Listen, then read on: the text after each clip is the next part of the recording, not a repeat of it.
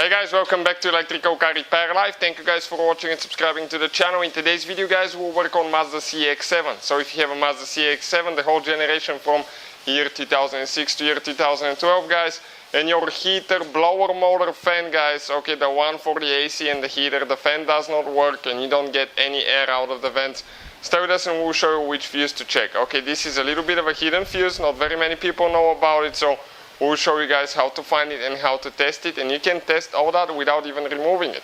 Let me guys quick introduce you to the channel. We guys have more than 200 videos on this car and every car we get at the shop, because our mission is to save you as much money as we can. So please subscribe to the channel, like the video, and leave a comment below. Let us know what you think about the channel, about the content, or if you need any specific repair. So let's start on it now. So let me show you now if we go inside in this Mazda guys, and okay, your blower motor fan does not work. Okay, this is your blower motor fan switch. You turn it on high, low, and you don't get any air out of there. We'll explain guys, okay, what causes that and how to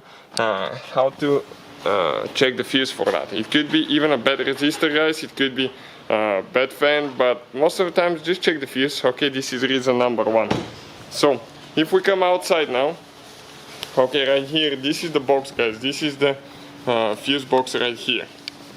So this is guys the fuse box. Right here you have one clip on top, pull back, now you push it down and then you pull it out. Okay, like that, and you can remove it.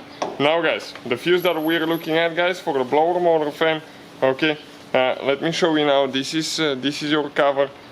Now right here guys, okay, you can remove that little bitty cover here, grab it, twist it a little bit and it will come out. Under this cover now guys, okay, we have actually quite a few fuses. So you can see 1, 2, 3, 4, 5, 6 fuses. Our sixth one is missing, our car does not come with this one. So looking at this one now, 1, 2, 3, 4, 5th fuse guys, right here, it's a 40 amp fuse, or the second from right to left.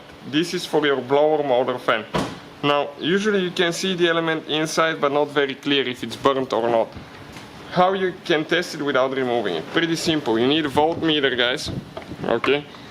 Simple one can do that too, but if you're looking for a good meter, guys, check this thing out. It will be listed in the description of the video below, and you can find the replacement fuse as well in the description of the video below for your convenience and where we buy them from.